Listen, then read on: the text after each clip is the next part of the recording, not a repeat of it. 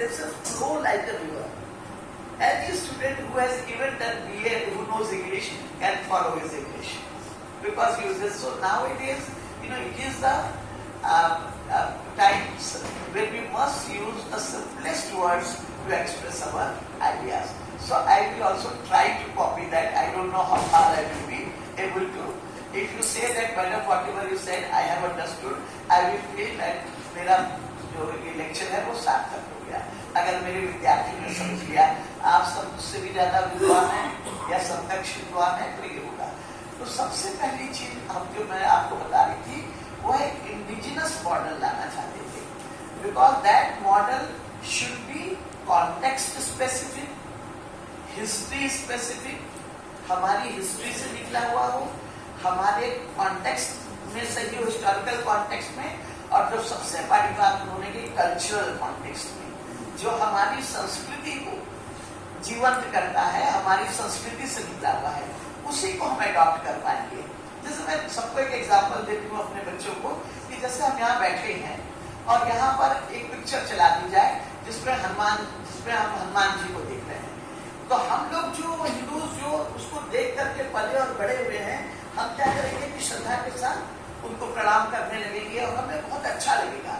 लेकिन उसी समय एक अमेरिकन बैठा होगा जो गणेश जी को देख रहा है, हनुमान जी को देख रहा है, जिसको हिंदू कल्चर के बारे में कुछ भी नहीं पता है, तो उसको क्या होगा कि कैसा धर्म है जहाँ बंदर जो है वो गॉड हो जाता है, जहाँ जो है उनकी सूट, वो नहीं समझेगा ना उस बात को, क्योंकि उसने उसको नहीं समझा है. हम में से भी कितने लोग नहीं जानते हैं कि एक चूहे को क्यों गणेश जी का वाहन बना दिया गया है.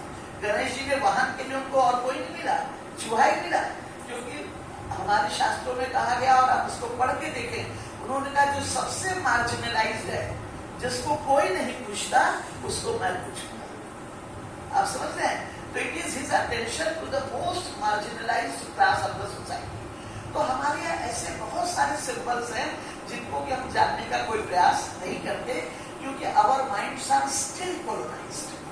अभी भी हम औपनिवेशिक मानसिकता से कार्य करते हैं, औपनिवेशिक दिमाग रखते हैं, और औपनिवेशिक विचारों की लेंस से हम अपनी संस्कृति को, अपनी सभ्यता को देखने का प्रयास करते हैं. इसीलिए ऐसा होता है. तो इसीलिए उनका सबसे पहला प्रयास जो गांधी जी ने भी किया, और वही कि we must have an indigenous model, और इसी कारण से उन्होंने ही denounced capitalism, he denounced Marxism, now he denounced individualism, all these things he denounced, and on solid basis. Let me start with individualism. व्यक्तिवाद तो आप सबने पढ़ा है ना? Anthropocentrism, anthropocentric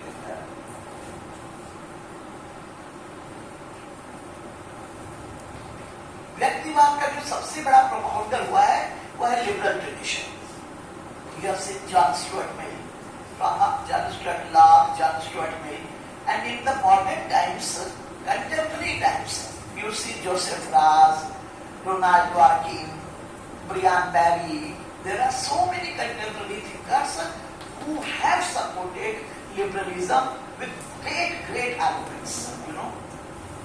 So we will see that how what do they say?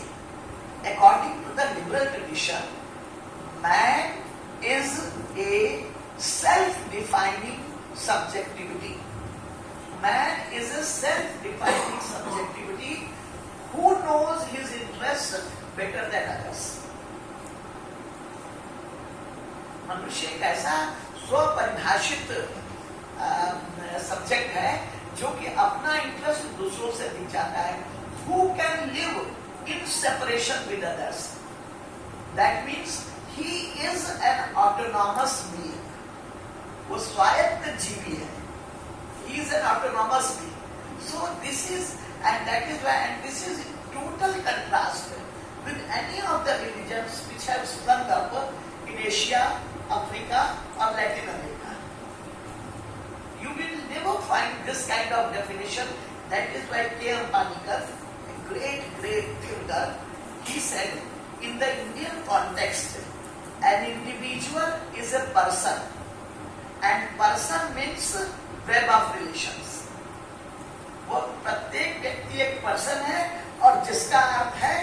संबंधों का समुच्चय। हम कभी आप समझ रहे, when I say me, I Chandrakala Patia, in this me, what is there? What is inherent there? My parents, you will find that my family, my aas-pados, neighborhood, my country, and even the entire universe. But at least, my family and my nation, my community, these are included here. We never treat that I am free. I am free of all, absence of all restraints. I can do whatever I want. That is individuality. That is not. Ronald Dworkin went to the extent of saying that we have inherited a European culture, and it is our duty, everyone's duty, to adopt that culture. We must secure that culture. All of us should believe in the European culture, in the European nation, because this is our duty. So Ronald Dworkin, his book is taking right seriously, a very famous book. So he goes to the extent of saying, just imagine on the basis of this liberal point of view, what did John Stuart Mill say? When we teach John Stuart Mill, we teach, John Stuart Mill on liberty is like a Bible. Always we say it's like a Bible on liberty, and he is the one. I am not denouncing, or I am not saying whatever he has said, it has no contribution. But see, in the context of Asia and Africa, what he said, especially in the context of India, he said, though the whole of Asia and Africa is a dark continent, and it is good that Britishers are ruling over them to make them civilized. पूरा Asia और Africa एक अंध महाद्वीप है, और ये एकदम पूरा अंधकार से भरा है, और ये बड़ी अच्छी बात है कि ब्रिटिशर्स उनके ऊपर शासन कर रहे हैं ताकि वे उनको सिविलाइज्ड बना सके। आप समझ रहे हैं? आप जब ऐसे पढ़ते हैं तो आपकी रगों में कुछ विरोध नहीं दौड़ता है कि हमको जो है इस प्रकार से वो है, मन खिन्न हो जाता है। मतलब हमारे माला फेरते हुए लोग, हमारे गंगा जी जाते हुए लोग, हमारे मस्जिदों में जाते हुए लोग, हमारे मंदिरों में जाते हुए लोग, तो उसको बड़े असभ्य नजर आए,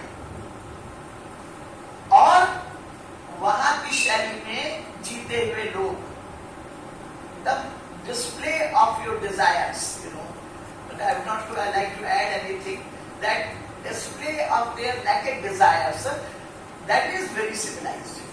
वो उनको उसने जानने की कोशिश ही नहीं की कि व्यक्ति माला क्यों पहनता है, व्यक्ति ईश्वर को क्यों याद करता है, ये कैसे उसके कंसंट्रेशन को बढ़ाता है, नथिंग लाइक दैट। उसने सीधे कह दिया, क्यों? क्योंकि उसने किसकी निगाह से देखा? उसने पश्चिम की निगाह से, अपनी निगाह से देखा। तो अब जो हम लोग जो कहते हैं कि इस प्रकार की जो व्यवस्था, इस प्रकार का जो कहने का तरीका है, हम ये कितना गलत है। और वर्षों तक मैं बताती हूँ, जब मैं भी विद्यार्थी थी, और वर्षों तक हमारे फ्रेंड सर्कल ने, हमारी कम्युनिटी ने हमको यही सीखने का एक गंतव्य, एक सीखने की प्रेरणा दी कि जैसे जो कुछ भी फॉरेन में वो बहुत अच्छा है, और जो कुछ भी यहाँ है वो बहुत खराब है। होता है ना साहब, हम लोग कपड़ा जब कोई लड़की पहनती थी और उस दिन उसने अगर इम्पोर्टेड कपड़ा पहन रखा है, वैसा लगता था वो नाचते हुए फिर रही है, मेरा कपड़ा इम्पोर्टेड है। मतलब कपड़े के इम्पोर्टेड होने में उसे बड़े गर्व का अनुभव हो रहा है। जहाँ गांधी ने इम्पोर्टेड कपड़ों की होली जलाई, लेकिन हम लोग इस प्रकार से करते थे कि उसको बड़ा गर्व महसूस हो रहा है। तो इसलिए हम लोग जो कहते, इसलिए देखिए चार्ल्स टेलर, जो कि भारतीय चिंतन विचारधारा से बहुत प्रभावित रहा है, उसने कितनी मोटी किताब लिखी है, द मैलेस ऑफ मॉडर्निटी। बहुत ही अद्भुत किताब है। वो पता है कि अगर उसकी पूरी किताब को देखा जाए तो आधुनिकता, जो कि व्यक्तिवाद पर आधारित है, तो उसकी एक लाइन में परिभाषा की जा सकती है, एक लाइन में उसकी परिभाषा की जा सकती है कि modernity means to provide dignity to every that thing which is ordinary. कितनी सरल डेफिनेशन उन्होंने बताई है, लिखी नहीं है, मैं बता रही हूँ उसके आधार पर। जो भी चीज समाज में सबसे ऑर्डिनरी है, उसको बहुत महत्व प्रदान करना, उसको डिग्निटी प्रदान करना। खाना इंपॉर्टेंट नहीं है, छुरी और कांटे से हम खाएं कैसे हमने डिस्प्ले किया है वो इम्पोर्टेंट है। आपको अच्छा लगता है होटल का खाना, मैं तो जाती हूँ तो घर आकर के घर में मुझे खाना पड़ता है, वही एक प्रकार का खाना। और आज कल आपने देखा है कि किस प्रकार से जितने 5 स्टार होटल से जितना खाना बचता है वो उस पर रख देते हैं, जो बड़े बड़े फ्रिज होते हैं फ्रीजर्स पे रख देते हैं। जब आपको पूछना होता है अच्छा 4 दिन का खाना, वो फिर से गर्म करके और बड़े सुंदर तरीके से सजा करके आपको परोस देते हैं। तो कहने का तात्पर्य क्या है, जैसे छोटी चीज बताई उसने, मैं एक एग्जाम्पल मैंने बताया। तो जब चार्ल्स टेलर इस निष्कर्ष पर पहुंचा कि मॉडर्निटी ने जितना भी कुछ गहन था, गहरा था, जितना भी कुछ सस्टेन करने वाला था, जितना भी कुछ हमारी स्पिरिट को एनरिच करने वाला था, उन सबको तो भुला दिया। और जो कुछ भी ऑर्डिनरी था, अब जैसे उदाहरण के लिए देखिए, आप नाराज नहीं होगा, अब अगर फिल्मों में औरतों ने एक ब्लाउज पहनना शुरू किया जो ऐसे कट है, आपने देखा है, हम मानते थे शालीनता में विश्वास करते थे, हमने हमेशा कपड़ा पहनने में विश्वास किया, लेकिन हमारे कपड़े कैसे होते हैं जो हमारे शरीर को पूरी तरह से ढक दे, अच्छी तरह से ढक दे। लेकिन हमने अब ऐसे हो गए कि हमने उसको क्या करना शुरू किया, वो लड़की बड़ी मॉडर्न है जो ये ड्रेस पहनती है, खास मॉडर्न है वो। मेरे नजर से कहिए तो मैं कहेंगी सबसे ज्यादा वो उसमें मॉडर्निटी नाम की चीज नहीं है। लेकिन आज हम मॉडर्निटी को कैसे परिभाषित करते हैं, ये मैंने उदाहरण के लिए बताया। जो चीजें बहुत ऑर्डिनरी हैं ना, जिनको हम बिल्कुल वो कर सकते हैं, उसको हमने मॉडर्न बना दिया। तो जो ये मैं आपको ये कह रही थी कि ये जो चिंतक थे, उन्होंने जो मॉडर्निटी, आप जब मॉडर्निटी क्लास में पढ़ाते हैं तो पढ़ाते हैं उसकी सबसे पहली विशेषता इंडिविजुअलिज्म पढ़ाते हैं ना आप, और फिर आप पढ़ाते हैं कॉन्सेप्ट ऑफ नेशन। तो ये जो चीज आप पढ़ाते हैं, पर किस इंडिविजुअलिज्म को जो है पूरी तरह से, मैं आपको जो बताना चाह रही हूँ, वो उसको नकारा है किसने, दीनदयाल उपाध्याय जी ने। वो कहते हैं कि ये इंडिविजुअलिज्म एक प्रकार का रोग है, और यह रोग हमारी नसों में प्रवाहित होने लगेगा तो क्या होगा आगे चल करके, हम कभी भी अपने राष्ट्र का निर्माण नहीं कर पाएंगे। यदि हमें अपने राष्ट्र का निर्माण करना है तो हमें क्या करना होगा, इस इंडिविजुअलिज्म को बिल्कुल डिकोड करना होगा। डिकोड, इसको बिल्कुल डिकोड करना होगा, नहीं तो हम कभी भी निर्माण नहीं कर सकते हैं। क्योंकि मनुष्य जो है वह क्या है, पराजीवी है। मनुष्य में उद्यम पालिकर, गांधी जी, इन सब की परिभाषा से बिल्कुल, उनकी परिभाषा आप देखेंगे तो आपको बिल्कुल सहमत होते हुए दिखाई पड़ेंगे वो, क्योंकि वो ये मानते हैं कि मनुष्य जो है उसमें क्या क्षमता है। वो कहते हैं बॉडी, मनुष्य किससे किससे बना है, जो कि हमने हमारे मिशन में कहा गया। तो कहते हैं कि मनुष्य के भीतर बॉडी है, माइंड है, सोल है। तो मनुष्य जो है उसके भीतर, और सबसे ज्यादा उस सोल को, उस आत्म तत्व को प्राप्त करना मनुष्य का क्या है, लक्ष्य है, अंतिम लक्ष्य है। तो इस जब तक वो इस सोल को नहीं प्राप्त कर लेता है, तब तक वो कभी भी अपना विकास, उस राष्ट्र का विकास नहीं हो सकता है। वो डेमोक्रेसी करके जो फ्रेड डेलमायर ने आज कहा है, दीनदयाल उपाध्याय कभी कह गए थे। जो फ्रेड डेलमायर कहता है कि there can be no democracy without self transformation, self rule can never be there without self transformation. वो बियॉन्ड ओरिएंटलिज्म में कहते हैं। अब आप देखिए, यही बात जो है दीनदयाल उपाध्याय जी से कह रहे हैं कि जब तक we have to be spirit, we have to be guided by spirit। हमको किसके द्वारा गाइडेड होना है, आपको पता है, क्योंकि उन्होंने बहुत बड़ा अध्ययन था उनका हमारे शास्त्रों का। आप देखिए उपनिषदों में 5 कोश बताए गए हैं। आप एक साइकोलॉजिस्ट हुआ है, जस्ट मुझे नाम नहीं आ रहा है, उसका पूरा सिद्धांत ऐसा लगता है कि बिल्कुल यहाँ से लिया हुआ है ना। तो वो 5 कोश जैसे उन्होंने बताए, सबसे पहले उन्होंने बताया, हमने उन कोश में बताया गया प्राणमय कोश, है ना। सांस लेते हैं ना, बिना सांस लिए तो आप नहीं जी सकते हैं, तो अपने प्राणों को कैसे साधे, तो योग की शिक्षा बताएगी वहां पर। उसके बाद क्या है, अन्नमय कोश, कैसा भोजन हम करें, क्योंकि अन्न भी जो है हमारी मानसिकता का निर्माण करता है। जैसे मैंने अभी आपको होटल के खाने की बताई, अब हमेशा यही खाना खाते रहेंगे तो हमारी उच्च मानसिकता का निर्माण नहीं होगा। कहते हैं ना कि हम लोग के मारवाड़ियों में कहा जाता था, एक बड़ा सुंदर, आपको पता है सब में बहुत कहावतें होती है, तो ये कहा जाता था कि चारों रास्ता को चाहे टेढ़ी हो और बैठनो भाइयों को चाहे बैर ही हो, खानो माँ का हाथ को चाहे जहर ही। आप समझ रहे हैं ना? तो मतलब इस तरह की कहावत आप देखिए, इस्लाम में कहा गया कि माँ के पैरों के नीचे जन्नत होती है। और मनुस्मृति जिसको आप लोग सब मनुवादी करके दिखाते हैं, क्योंकि मनुस्मृति को पढ़ने की किसी ने कोशिश ही नहीं की, ओरिजिनल पढ़ने की किसी ने कोशिश नहीं की, जो कोई कह गया उसको हमने मान लिया। जिस मनु ने ब्राह्मण पर इतने अंकुश लगाए हैं, इतने अंकुश लगाए हैं, ब्राह्मण केवल जन्म से ब्राह्मण कहलाने का अधिकारी है। बाद में हम लोगों ने क्या कर दिया, ब्राह्मण के पुत्र को चाहे उसको कुछ ना आता हो, चाहे वो एकदम दुराचारी हो, उसको भी हम क्या कहने लगे, ब्राह्मण कहने लगे। तो ये तो मनु का सिद्धांत नहीं था ना। पढ़ करके देखिए कभी मनु को, किस प्रकार से व्याभिचार दुराचार करने वालों के लिए किस प्रकार की सजा, स्त्रियों के साथ दुराचार करने वालों के। और मनु क्या कहता है, मनु कहता है एक आचार्य 10 उपाध्याय के बराबर होता है, एक पिता 100 आचार्य के बराबर होता है, और एक माता 1000 पिता के बराबर होता है। कोटिंग मनु। तो मनु ने भी, आप देखिए जिसको हम लोग कहते हैं, वो भी कहता है कि माता का क्या, वो कहता है कि इवन माँ अगर रास्ते से भटक गई हो, मतलब दुराचारी शब्द का प्रयोग नहीं किया उसने, लेकिन रास्ते से भटक भी गई हो, तब भी पुत्र का कर्तव्य है कि वो अपनी माँ का पूरी तरह भरण पोषण करे और उसे न छोड़े। आप सोचिए कितनी क्रांतिकारी विचार है। तो हम ये देखते हैं कि जो हम लोग जो अपने आप देखिए, जब मनुस्मृति जब मैं क्लास में पढ़ाती थी, तो मुझे लगता था जो व्यक्ति कहता है कि राजा को जितेंद्रिय होना चाहिए, नारी संबंधी विचार तो पढ़ाते नहीं थे, वो कैसे नारी के संबंध में इस तरह की बात करता है। तो अब एक मनुस्मृति को समझने के लिए आप सोचिए, सबसे पहले मनुस्मृति 1300 वर्षों तक तो ओरल ट्रेडिशन के रूप में रही, तब मेधातिथि ने उसको 13 वॉल्यूम्स में कोडिफाई किया। उसके बाद कल्लुक भट्ट ने उसने उसको 8 वॉल्यूम्स में कोडिफाई किया, और उसके बाद भगवान दास, भारत रत्न भगवान दास जो काशी के थे और थियोसॉफिस्ट थे, उन्होंने उसको 3 वॉल्यूम्स में कोडिफाई किया, Manusmriti the science of social organisation.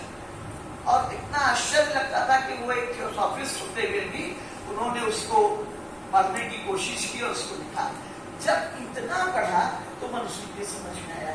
तो जब तक हम ओरिजिनल टेक्स्ट नहीं पढ़ेंगे किसी का भी, और केवल सेकेंडरी टेक्स्ट से पढ़ते रहेंगे और उसी को बोरो करते रहेंगे, तब तक हमें शिक्षक होने का अधिकार नहीं। आप खाली पुखराज जैन और ये सब किताबों से आप क्लास में पढ़ते रहेंगे और अपने स्टूडेंट्स को भी पढ़ाते रहेंगे, तब आप पॉलिटिकल थ्योरी के साथ न्याय नहीं कर सकते। जरा ओरिजिनल किताबों को, प्लेटो को पढ़ाना है तो उसकी रिपब्लिक पढ़ के देखिए, क्या मजा आपको आएगा, आप उस आनंद को सोच नहीं सकते। तो खैर, मैं आपको बता के अन्नमय कोश में पूरी बातें निकल आई। अब अन्नमय कोश है, तीसरा है मनोमय कोश, हमारा मन, क्योंकि मन को साधना, मन की साधना बहुत आवश्यक है। प्रत्येक व्यक्ति का जन्म से वो लव एंड सिक्योरिटी प्राप्त करना चाहता है। माँ की गोद से बच्चा दूसरे की गोद में आकर क्यों रोने लगता है, चिल्लाने लगता है, क्योंकि अपने आप को इनसिक्योर फील करता है। अगर धाई माँ भी है और वही उसको पालती है, तो धाई माँ की गोद से माँ की गोद में भी नहीं जाना चाहेगा। तो कहने का मतलब है लव एंड सिक्योरिटी हमारे को करता है कि बिल्कुल हमारे कंपोनेंट्स है लव एंड सिक्योरिटी। तो प्रत्येक व्यक्ति को स्नेह और सुरक्षा प्रदान हो, और किस तरह की स्नेह और सुरक्षा प्रदान हो, इसका पुस्तकों में बड़े जरूरत है। पूरी बातों को मैं यहाँ नहीं कर सकती था। चौथा विज्ञान में कोश है। हमें क्यूरियोसिटी होती है ना, हमें क्यूरियोसिटी होती है कि हम ज्ञान प्राप्त करें, पंखा कैसे बना, ये कैसी चीजें आई, और वही ज्ञान ज्ञान ज्ञान ज्ञान जो है वो बहुत दूर तक चला जाता है। तो ज्ञानमय को विज्ञानमय कोश कहता है, और अंत में आके कहता है आनंदमय कोश। धीरे धीरे जब हमारी चेतना, ये जो निम्न चेतना है, लोअर कॉन्शियसनेस, ये जब ऊर्ध्वगामी होकर के अपर कॉन्शियसनेस से पहुंच जाती है, उच्च चेतना में पहुंच जाती है। उच्च चेतना पहुंचने का मतलब जब उसका हमारा अपनी इंद्रियों पर पूर्ण नियंत्रण हो जाता है, जब वो उच्च चेतना में पहुंच जाती है, तब मनुष्य आनंदमय कोश में पहुंच जाता है। जबकि सुख और दुख उसको एक ही समान प्रतीत होते हैं। बर्टन रसेल जो कि एथिस्ट था, भगवान में विश्वास, ईश्वर अल्लाह में विश्वास नहीं करता था, उसने कहा कि there are three things in the life, instinct, mind and spirit. और स्पिरिट की परिभाषा करते हुए क्या कहता है? Spirit is when you start thinking about others children in the same manner in which you think about your own children। अब ये चीज बताइए इतनी बड़ी है, इससे बड़ा इंद्रियों पर विजय क्या हो सकती है? नेहरू जी भी हमेशा स्पिरिट पर बल देते थे। वो कहते थे I do not know whether God is here और नॉट, लेकिन मेरे लिए सबसे ज्यादा आवश्यक क्या है कि हमारा जीवन मूल्यवान, हम मूल्यों से शिक्षित, मूल्यों के आगे बढ़ाए। तो इसलिए ये आनंदमय कोश की बात करते हैं। अब आप देखिए मनुष्य का अंतिम उद्देश्य क्या है? इस आनंदमय कोश को प्राप्त करना। यही चीज हमको आप, क्योंकि जब विद्या उपाध्याय जी की, जो महेश शर्मा जी ने उनको अपने वॉल्यूम्स में लिखा, उनके एक एक लेक्चर को जब आप उसको पढ़ना शुरू करेंगे तो आप पता चलेगा कि वे उपनिषद से कितने अधिक प्रभावित थे। और इसी बात को मानते हुए उनके लिए इंडिविजुअल जो है वो कभी भी केवल एक सेल्फ सीकिंग सब्जेक्टिविटी नहीं था, एक स्वार्थ परिभाषित, एक स्वार्थी, स्व केंद्रित व्यक्ति नहीं था। वह मूलतः कहते हैं कि नैतिक प्राणी है, मूलतः वह नैतिक प्राणी है। और इसलिए केवल हमें क्या करना है, ये शब्द नैतिक प्राणी है, ये मैं दीनदयाल जी के कह रही हूँ, गांधी जी के नहीं कह रही हूँ, दीनदयाल जी कर रही हूँ। केवल क्या करना है कि उसको अपनी नैतिकता को प्राप्त करना है। अगर वह नैतिकता को प्राप्त नहीं करता है तो उस राष्ट्र का निर्माण, उस स्थिति का निर्माण कभी नहीं हो सकता है। उसका उद्देश्य है उसको प्राप्त करना। कितनी बड़ी बात उन्होंने कही कि हम सब का, और मैं आपको बता दूं तभी हम प्रखरता को प्राप्त करते हैं, तभी हम जीवन में उस स्थिति को प्राप्त करते हैं जहां पर कि कोई व्यक्ति आपसे कुछ कहता है और आप मान लेते हैं। दूसरा व्यक्ति कहेगा तो आप नहीं मानेंगे, वो कहेगा तो आप इसको मान लेते हैं। आप देखिए जैसे उदाहरण के लिए, अब बातें बहुत लंबी हो जाती हैं। पटेल जी जो है, जब पहली बार गांधी जी वहां लेक्चर देने गए हैदराबाद में, तो उनको बिलियर्ड खेलने का बहुत शौक था। तो वो उनके दोस्तों के साथ वो बिलियर्ड खेल रहे थे। लोगों ने उनसे कहा कि आज चलो गांधी बाबा का वहां भाषण सुनने जाते हैं। नहीं, मैं नहीं जाऊंगा, मैं अपने बिलियर्ड को छोड़ करके नहीं जाऊंगा। जैसे आपके दोस्त नहीं कहते हैं कि आप कोई अच्छी चीज के लिए कहेंगे तो कहेंगे अरे यार बैठो, यहाँ कहाँ चले जा रहे हो, और क्या सुनोगे, उसको सुनने में क्या मजा आएगा। तो वही कहेंगे क्या गांधी बाबा को सुनोगे। इतना बेमन से, इतना जिद की उन्होंने कि सरदार वल्लभ भाई पटेल लिखते हैं कि वो सबसे अंत में जाकर के बैठे। जैसे जिन स्टूडेंट्स का पढ़ने में मन नहीं लगता वो लास्ट बेंच पर जाकर पढ़ते हैं कि मन हुआ तो धीरे से निकल जाए।